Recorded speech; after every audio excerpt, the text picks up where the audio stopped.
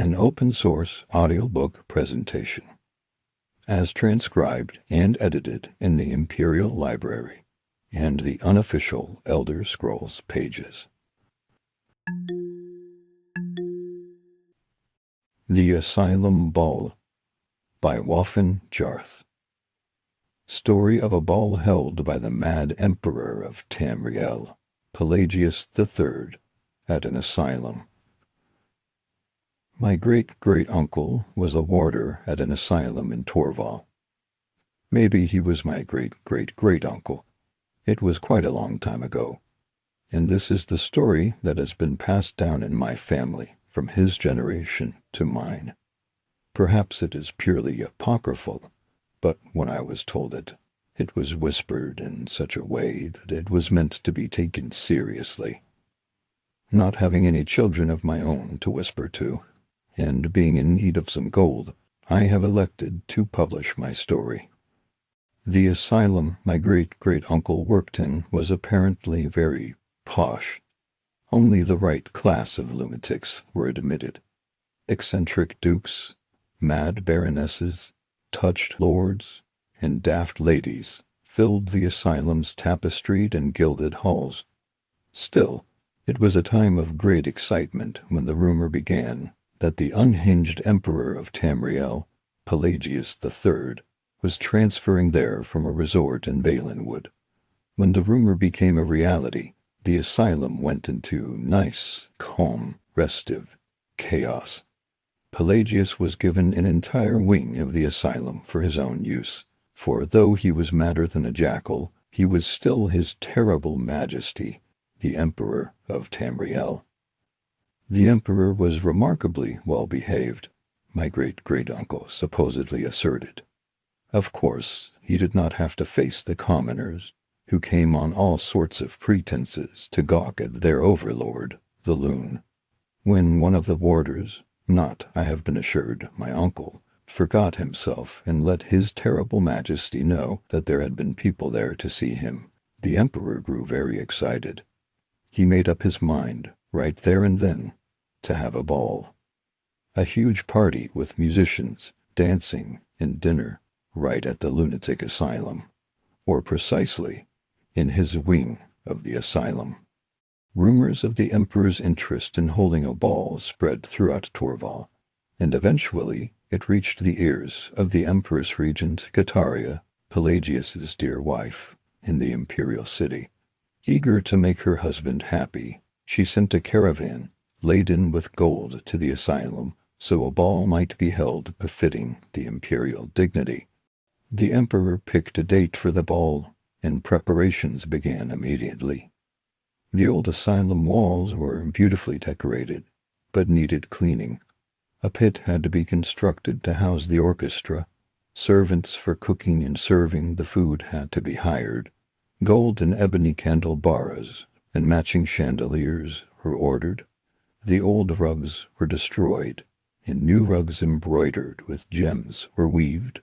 Lists of guests had to be compiled, reconsidered, and recompiled. The Emperor knew that the guest list had to be very exclusive, and he relied on his advisors to tell him who was alive, who was dead, and who was imaginary. The party was set to begin at 9 o'clock. At 6, the hairdresser he had hired from Torval finished his imperial coiffure. At 7, he was fully dressed in the robes he had ordered for the ball. Voluminous black silk and piled velvet crusted with red diamonds. At 8, he walked down the newly reconstructed staircase to supervise the final preparations, the lighting of the candles, the opening of the wine, the murder of the first course. At 9 o'clock, he took his seat at the facsimile throne he had ordered and awaited the first guests.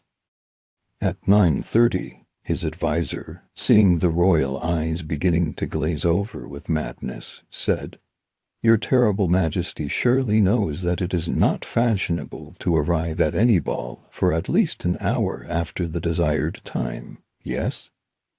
The Emperor just stared.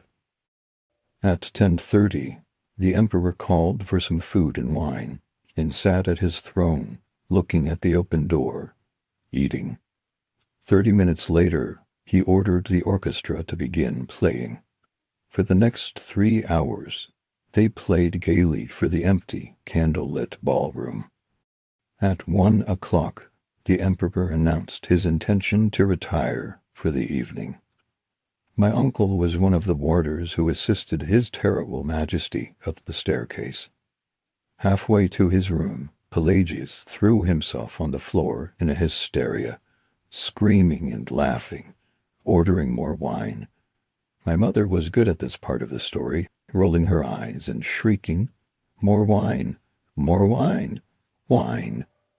And, in short, imagining that he was possessed by all the revelers at his party that never was. 2 days later, he was still not better. He had cut himself and those who tried to grapple him horribly with the red diamonds of his robe.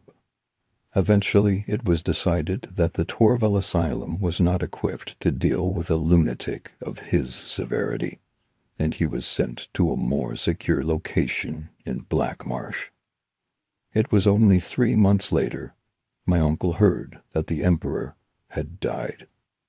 One of my uncle's duties was to clear out the personal property of the inmates after their death. Being primarily landed nobility, the personal property was often quite extensive. Several years after the asylum ball, my uncle was called to clear out the apartment of a duchess whose chief eccentricity was a propensity to pilfer. Kleptomania, I believe it's called. Locked away in a secret door in her desk, protected by a trap armed with a barbed needle, was a variety of jewels, piles of gold, and 5 large stacks of beautifully engraved invitations signed in the emperor's childlike handwriting.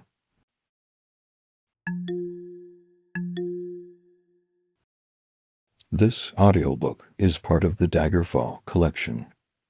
For other features in this anthology, visit the Red Library.